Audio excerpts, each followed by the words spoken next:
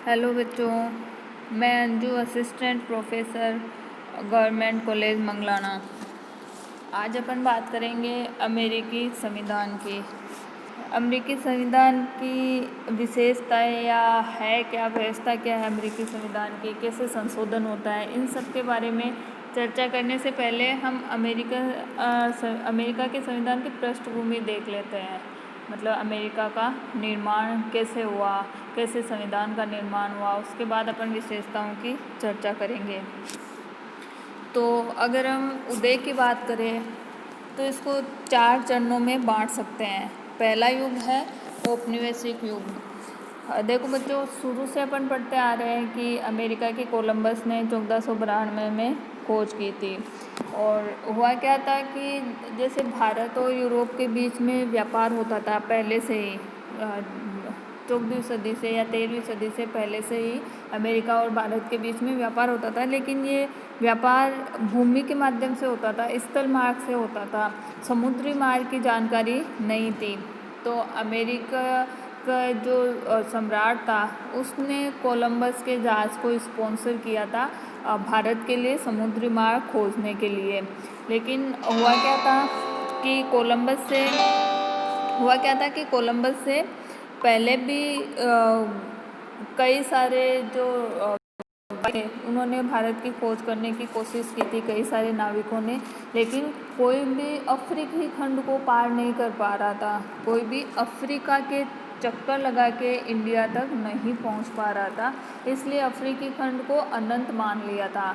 तो कोलंबस ने क्या सोचा कि क्यों नहीं अपन पूर्व की तरफ यात्रा करने के बजाय पश्चिम की तरफ यात्रा करते हैं। तो कोलंबस जब पश्चिम की तरफ रवाना हुआ तो जहाँ वो सबसे पहले पहुँचा था 1492 में, उस जगह को उसने नाम दे दिया पश्चिमी हिंदू द्वीप।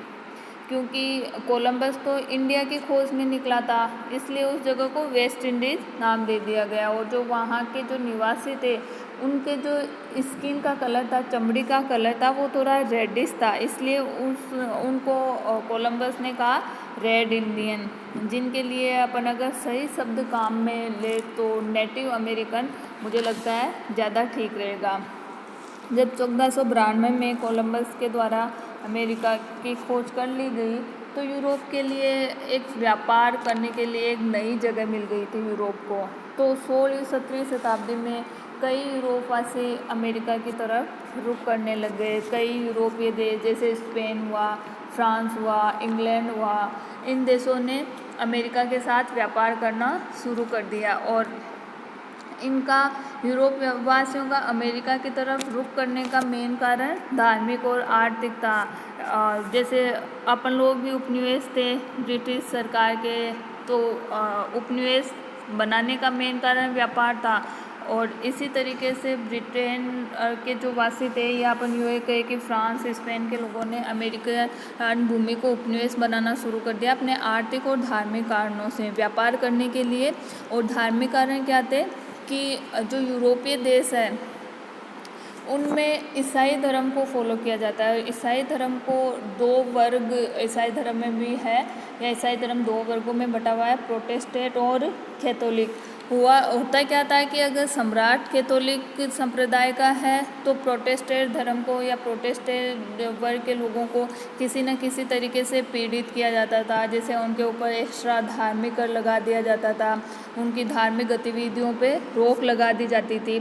तो वो लोग अमेरिका की तरफ रुख करने शुरू हो गए थे। इसी तरीके से व्यापार करने के लिए भी वो अमेरिका की तरफ उन्होंने जाना शुरू कर दिया। वहाँ से उनको लार्ज स्केल में कच्चा माल मिलने लग गया था। ऐसे करते करते धीरे धीरे जो ब्रिटेन था उसके उपनिवेशों की संख्या 13 हो गई थी। लगभग 75 तक 13 ब्रिटिश उपनिवेशों की भी स्थापना हो गई थी।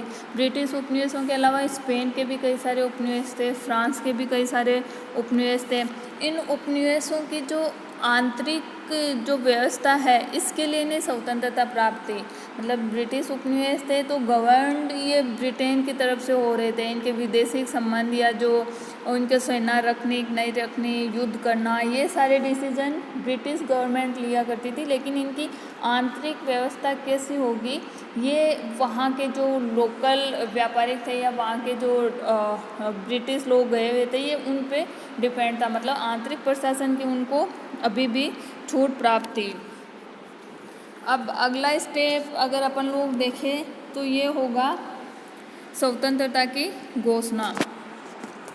देखो, जो अमेरिका में यूरोपवासी जाके बसने लग गए थे उनमें से अधिकांश लोग पीड़ित जो यूरोपवासी थे वो अमेरिका में जाके रहने लग गए थे। जो उन्होंने नई सोसाइटी का निर्माण किया था वो अधिक लिबरल थी, वो उदार सोसाइटी थी।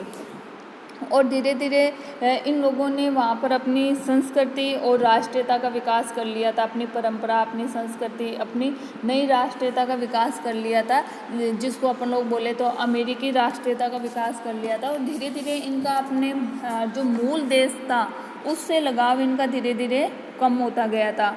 और फिर क्या हुआ, कुछ परिस्थितियाँ ऐसी हो गई ब्रिटेन की कि ब्रिटेन ने इनका ये जो भावनात्मक लगाव था इसको और कमज़ोर कर दिया। 1760 के आसपास क्या हुआ था, ब्रिटेन की जो आर्थिक स्थिति थी वो थोड़ी कमज़ोर हो गई थी। तो ब्रिटेन ने अपनी आर्थिक स्थिति सुदृढ़ करने के लिए इन पे टैक्स लगाना शुरू कर दिया, उपनिवेशों पे टैक्स लगाना शुरू कर दिया, कठोर व्यापारिक कानून बना दिए गए।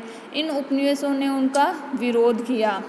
तो इसके लिए एक बहुत फेमस नारा है जो कई बार अपन लोग पढ़ चुके हैं कि प्रतिनिधित्व के बिना कर नहीं। जो वहाँ के ब्रिटिश उपनिवेश थे उन्होंने कर देने से मना कर दिया। और ये जो 13 उपनिवेश थे ये एक दूसरे के अधिक निकट आ गए, क्योंकि इनको सबको मिलकर इंग्लैंड का विरोध करना था या इनको सबको इंग्लैंड से प्रॉब्लम थी। तो ये आपस में एकत्रित होने लग गए या आपस में एक दूसरे के ये निकट आने लग गए और धीरे धीरे अमेरिकी राष्ट्रीयता का और ज़्यादा सुदृढ़ता से विकास होता गया। फिर क्या हुआ, एक ऐसी घटना हुई कि जिसने इनका पूरी परिस्थितियाँ ही बदल दी। 1773 में क्या हुआ कि जैसे पहले से अपन चर्चा करते आ रहे हैं कि ब्रिटेन द्वारा इनके साथ व्यापार किया जाता था। तो एक बोस्टन बंदरगाह है अमेरिका का, मैसाचुसेट्स में। उस बोस्टन बंदरगाह के जो निवासी थे उन्होंने क्या किया, ब्रिटेन के जो 3 चाय से भरे हुए जहाज़ थे उनको डुबो दिया था। तो ब्रिटिश प्रशासन ने इन विद्रोहियों का दमन करने के लिए बहुत कठोर कानून बना दिए गए। और ब्रिटेन ने जब इनके विद्रोहियों का दमन कठोरता से दमन किया तो जितने भी उपनिवेश थे वो सारे एकत्रित हो गए, वो सारे एक जगह आ गए। और उन उपनिवेशों ने 1774 को फिलाडेल्फिया में एक बैठक की जिसको प्रथम कांग्रेस के नाम से भी जाना जाता है। प्रथम कांग्रेस भी कहलाती है। फिर इस जो प्रथम कांग्रेस थी इसमें क्या किया कि जो दमनकारी कानून थे उनको रद्द करवाने के लिए सम्राट को एक याचिका भेजी थी, लेकिन सम्राट ने उस याचिका को ठुकरा दिया। तो आगे अब इनको क्या स्टेप लेना है, इसको लेके 1775 में फिलाडेल्फिया में ही दूसरे महाद्वीपीय कांग्रेस का आयोजन किया गया। और इस महाद्वीपीय कांग्रेस ने इंग्लैंड के विरुद्ध युद्ध का प्रस्ताव पेश कर दिया और जॉर्ज वॉशिंगटन को अमेरिकी की नागरिक सेना का सर्वोच्च सेनापति भी नियुक्त कर दिया गया। इतना सब कुछ होने के बाद में भी ब्रिटिश गवर्नमेंट ने कभी कोशिश नहीं की अमेरिकी उपनिवेशों से समझौता करने की। तो फिर 4 जुलाई 1776 को औपचारिक रूप से अमेरिका ने अपनी स्वतंत्रता की घोषणा कर दी। 76 से लेके, या मैं ये कहूँ कि 75 से लेके 82, 83, 81 तक युद्ध चलता रहा अमेरिकी उपनिवेश और ब्रिटिश सरकार के बीच में। और अंत में ब्रिटिश सरकार को हारना पड़ा और अमेरिकी उपनिवेशों की जीत हुई। जो ब्रिटेन का प्रधानमंत्री था लॉर्ड नॉर्थ ने अपना त्यागपत्र दिया, उसकी सरकार चली गई। उनकी जगह जो नई सरकार का गठन हुआ उसने अमेरिका की स्वतंत्रता को मान्यता दे दी। अब अगला चरण है परिसंघ की स्थापना। देखो बच्चों, परिसंघ एक ऐसी व्यवस्था होती है जिसमें जो कई जैसे संप्रभु राज्य मिलकर परिसंघ का निर्माण करते हैं और उन राज्यों के पास में संप्रभुता होती है जो कभी भी परिसंघ से अलग हो सकते हैं। हालांकि वो अपने कुछ क्षेत्र में अधिकार त्याग भी करते हैं, जैसे विदेशी मामलों से, विदेश से संबंधित मामले या सेना से संबंधित या सुरक्षा से संबंधित मामलों में कानून निर्माण का या नीतियाँ बनाने का अधिकार भले ही परिसंघ को दे दिया जाए, लेकिन वास्तविक रूप से संप्रभुता राज्यों के पास में रहती है। तो ब्रिटिश गवर्नमेंट का मुकाबला करने के लिए जो 13 ब्रिटिश उपनिवेश थे, उन्होंने एक इकाई के रूप में काम करना शुरू किया और लगभग 1777 को एक परिसंघ के स्थापना जैसे इनकी कंडीशन हो गई थी। 1781 में औपचारिक रूप से परिसंघ की स्थापना कर ली गई थी, लेकिन 82-83 के बाद में इनको ये चीज़ समझ में आने लग गई थी, मतलब ब्रिटेन से युद्ध की विजय के बाद में इनको ये चीज़ समझ में आने लग गई थी कि परिसंघ लंबे टाइम तक नहीं चल सकता, क्योंकि धीरे धीरे इसकी व्यवस्था की कमियां सामने आने लग गई। तो एक नया संविधान बनाने की सोची गई, दोबारा संविधान बनाने पर विचार किया गया। तो 1787 को फिलाडेल्फिया में एक सभा आयोजित की गई जिसकी अध्यक्षता जॉर्ज वॉशिंगटन ने की थी। ये सभा आयोजित की थी नया संविधान बनाने के लिए।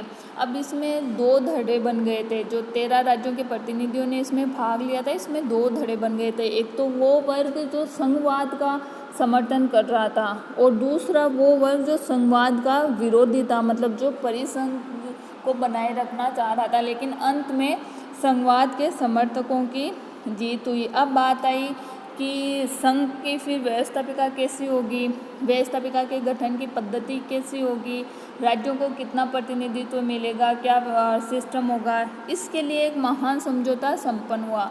इस महान समझौते के द्वारा ये निश्चित किया गया कि केंद्र में व्यवस्थापिका के 2 सदन होंगे। जो निम्न सदन है, जिसे प्रतिनिधि सभा बोलते हैं, इसमें जनसंख्या के आधार पर राज्यों को प्रतिनिधित्व प्राप्त होगा, मतलब जिस राज्य की जितनी जनसंख्या उस हिसाब से ही उस राज्य के प्रतिनिधि भी प्रतिनिधि सभा में चुने जाएंगे। और दूसरा सदन था सीनेट, जिसे उस सदन भी बोलते हैं। सीनेट में ये व्यवस्था की गई कि हर राज्य से 2 प्रतिनिधि सीनेट के लिए जाएंगे, चाहे वो राज्य जनसंख्या या क्षेत्रफल की दृष्टि से छोटा हो चाहे बड़ा हो, मतलब सीनेट में हर राज्य को समान प्रतिनिधित्व दिया जाएगा। अब संविधान का निर्माण तो कर लिया गया, लेकिन इसको तब तक लागू नहीं किया जा सकता जब तक वहाँ के राज्यों का 2/3 राज्यों का अनुसमर्थन नहीं मिल जाता। तो 13 में से 9 राज्यों द्वारा इस संविधान को स्वीकार करना जरूरी था।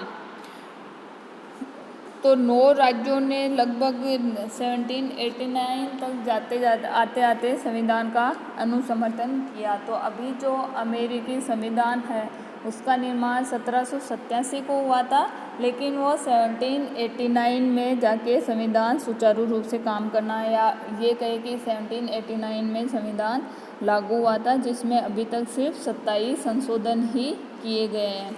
जो अपने बात की थी संघवाद के समर्थक और संघवाद के विरोधी। संघवाद के विरोधियों ने एक मुद्दा अधिकार पत्र का भी उठाया था कि संविधान में नागरिकों के अधिकार के लिए कोई व्यवस्था, नागरिक अधिकारों की कोई व्यवस्था नहीं की गई है। तो इसके लिए उन्हें विश्वास दिलाया गया था कि संविधान निर्माण के बाद में जो पहली सरकार बनेगी उसके द्वारा संविधान में अधिकारों को सम्मिलित कर लिया जाएगा। और जो मौलिक अधिकार है वो मूल रूप से जब अमेरिका का संविधान लिखा गया था उसमें मौलिक अधिकारों का उल्लेख नहीं था, लेकिन बाद में संशोधन करके जो शुरू के 10 संशोधन है वो मौलिक अधिकारों को ही शामिल करने के लिए किए गए थे।